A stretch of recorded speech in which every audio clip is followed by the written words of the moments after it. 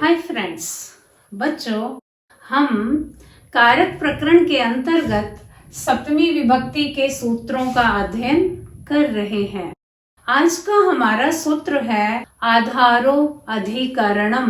बच्चों, यह संज्ञा सूत्र है। यह सूत्र पाणिनि की अष्टाध्यायी के प्रथम अध्याय के चतुर्थ पाद का 45वां सूत्र है। बच्चों, वृत्ति इस प्रकार से है। कर्तृकर्म द्वारा तन्निष्ठ क्रिया यहाँ आधार है, कारकम अधिकरणम स्यात्। बच्चों, सूत्र में आधार है। यह आधार है प्रथमा विभक्ति एक वचन का है तथा अधिकरणम यह भी प्रथमा विभक्ति एक वचन का है। यहाँ पर कारके इत्यधिकृत्य इसकी अनुवृत्ति हुई है क्योंकि यहाँ पर इस सूत्र का अधिकार है। बच्चों, संस्कृत बहुत सरल है। कैसे? देखो, आधारो अधिकरणम, आधार की अधिकरण संज्ञा होती है। यह सूत्र है, संक्षिप्तीकरण है। इसका अर्थ तो उसी प्रकार से विशाल होगा जिस प्रकार से साइंस के सूत्रों का, फार्मूलाज का अर्थ विशाल होता है, बड़ा होता है। आधारो अधिकरणम, इसको समझने के लिए वृत्ति का आश्रय लेना पड़ेगा। आधार की अधिकरण संज्ञा होती है। अब यह आधार किसका होता है? किसके आधार की अधिकरण संज्ञा होगी? तो यहाँ हम देखेंगे कर्ता तथा कर्म की क्रिया, इन दोनों की जो क्रिया है उस क्रिया का जो आधार है, इस आधार की अधिकरण संज्ञा होगी। ठीक है, आगे समझ में। कहने का अभिप्राय है कर्ता और कर्म की क्रिया के आधार की अधिकरण संज्ञा होती है। बच्चों, इसको इस प्रकार कह सकते हैं कि क्रिया जो है इसके दो अंश होते हैं। क्रिया के दो अंश कहे गए हैं बच्चों। कौन कौन से हैं? नंबर 1 व्यापार तथा नंबर 2 फल। व्यापार का आश्रय कौन होता है? कर्ता। तथा फल का आश्रय कर्म होता है। और इन दोनों की जो आधारभूत क्रिया है, जो यह आधारभूत क्रिया है ना बच्चों, जैसे कर्ता व्यापार का आश्रय है तथा कर्म फल का आश्रय है, तो इन व्यापार और फल, इन दोनों का आधार कौन होती है? क्रिया। और इस क्रिया का जो आधार है वह कौन कहलाता है? वह अधिकरण कहलाता है। ठीक है, उसकी कौन सी संज्ञा होती है? अधिकरण संज्ञा होती है। अब मैं इसको आपको सरल भाषा में समझाती हूँ बच्चों। आधार की अधिकरण संज्ञा होती है। यह आधार कर्ता और कर्म की क्रिया का होता है। कर्ता और कर्म की क्रिया का आधार अधिकरण कहलाता है। तो कर्ता और कर्म की क्रिया का आधार कौन होता है? इसे थोड़ा सा हम उदाहरण से समझते हैं। कर्ता के आधार, वह चटाई पर बैठा है। ठीक है, वह चटाई पर बैठा है। वह कर्ता, बैठा है क्रिया। कर्ता के बैठन रूपी क्रिया का आधार कौन है बच्चों? कर्ता के उपवेशन रूपी क्रिया का आधार कौन है? चटाई। कौन है? चटाई है। तो यह जो चटाई पर अधिकरण संज्ञा, ये बनेगा अधिकरण संज्ञक। यहाँ बच्चों हमने किसका उदाहरण किया है? यहाँ हमने किया है कर्ता की क्रिया के आधार की अधिकरण संज्ञा होती है।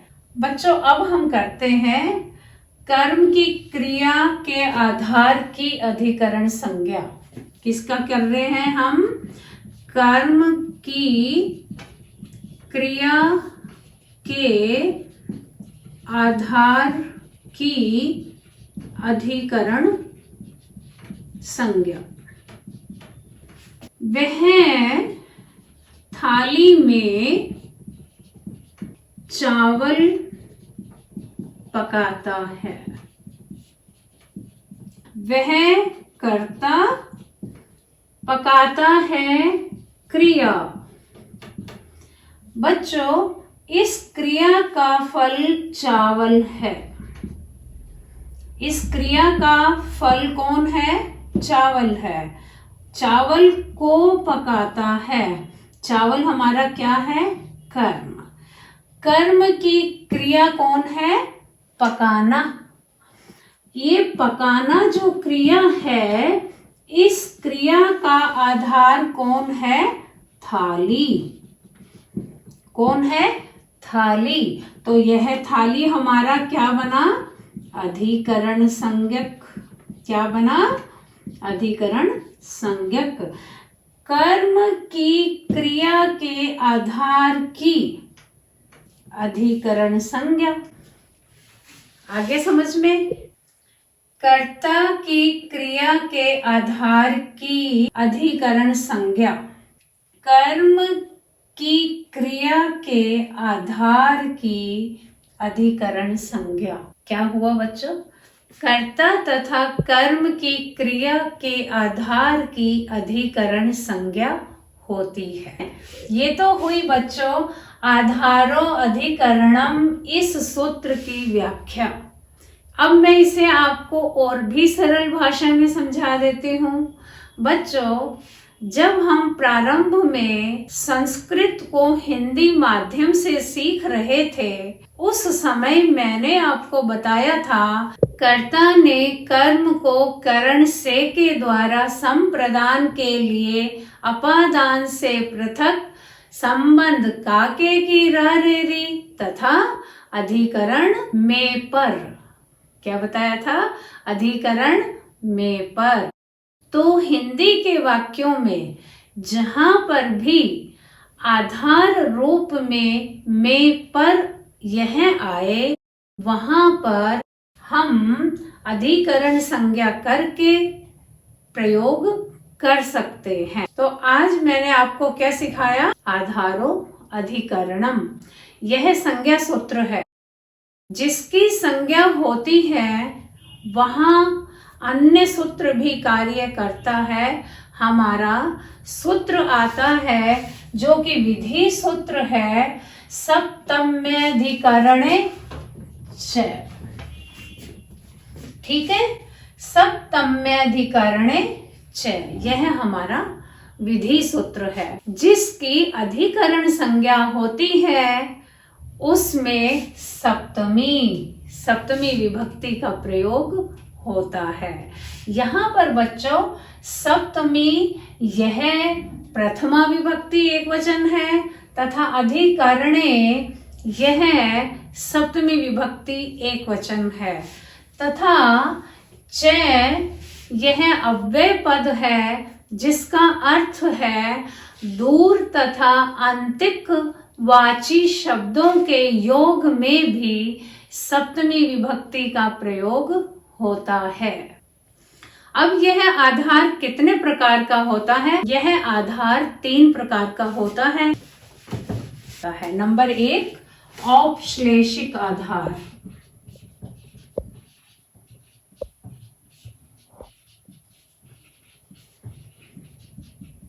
नंबर 2 वैश्यिक आधार। तथा नंबर 3 अभिव्यापक आधार। ठीक है, 3 प्रकार के आधार हैं और ये आधार में सप्तमी विभक्ति का प्रयोग होता है। तो हम पहले करेंगे औपश्लेषिक आधार किसे कहते हैं। जहां बच्चों आधेय तथा आधार इन दोनों का संबंध कैसा हो, संयोग।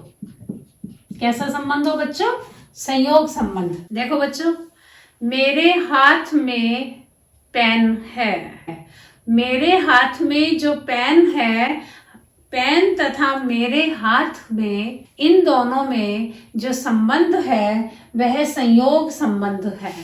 ठीक है, क्यों, यह अलग भी हो सकता है। अब इसका हम उदाहरण करते हैं। देखिए, वह चटाई पर बैठा है, वह बैठा है, वह कर्ता, बैठा है क्रिया, चटाई पर, यह हमारा किसका आधार है, कर्ता का आधार है। चटाई पर इसकी अधिकरण संज्ञा हुई। यहां पर कर्ता कौन है बच्चों, आधेय। चटाई क्या है, आधार। इन दोनों का संबंध क्या है, संयोग। तो यहां पर कौन सा आधार कहलाया, औपश्लेषिक आधार। तो यहां पर अधिकरण में सप्तमी विभक्ति हुई। हमारा वाक्य बना, सह, चटाई को कट कहते हैं बच्चों, कटे, राम के समान, रामे कटे, छात्रे, संस्कृत बहुत सरल है बच्चों। सह कटे उपविशति, सह कटे आस्ते। संस्कृत बड़ा विशाल भंडार लिए हुए है बच्चों। तो ये हुआ औपश्लेषिक आधार का उदाहरण। नंबर 2, वैश्विक आधार।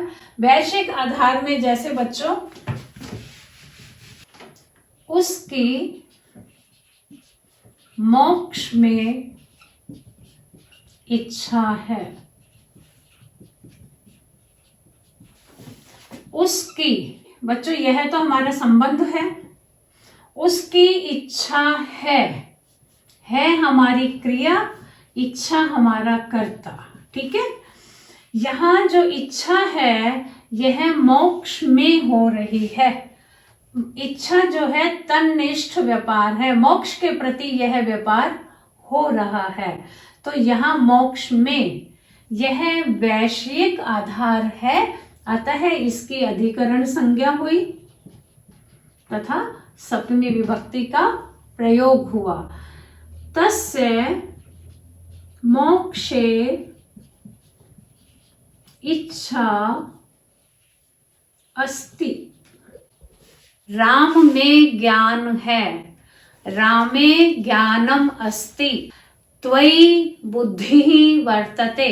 इस प्रकार से बच्चों ये वैश्विक आधार कहलाते हैं। नंबर 3 आता है अभिव्यापक आधार। अभिव्यापक आधार वह आधार होता है जो विषय में, आधेय में पूर्ण रूप से पाया जाता है। जैसे तिलों में तेल होता है,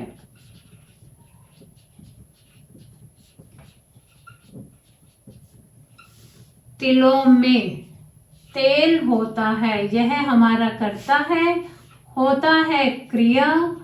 तिलों में बच्चों, तेल तिलों में, तिलों के संपूर्ण अंश में पाया जाता है, इसलिए यह हमारा अभिव्यापक आधार हुआ।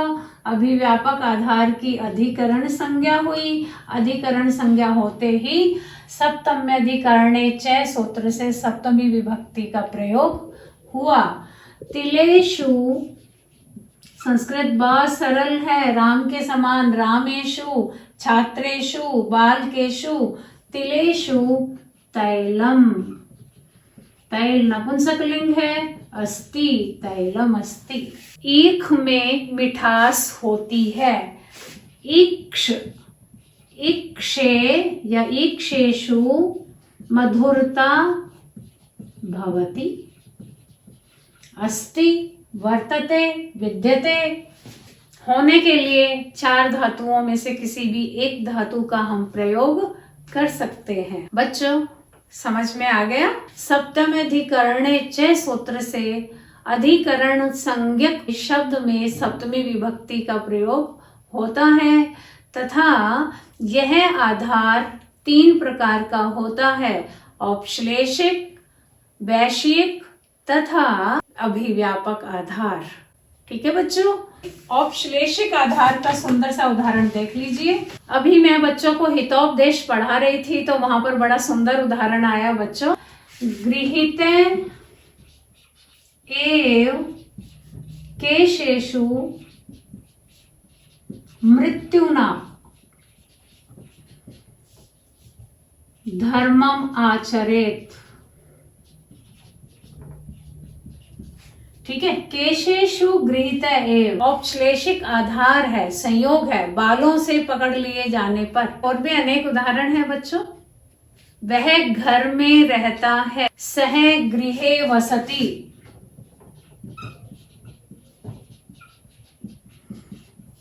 में यह आधार है बच्चों।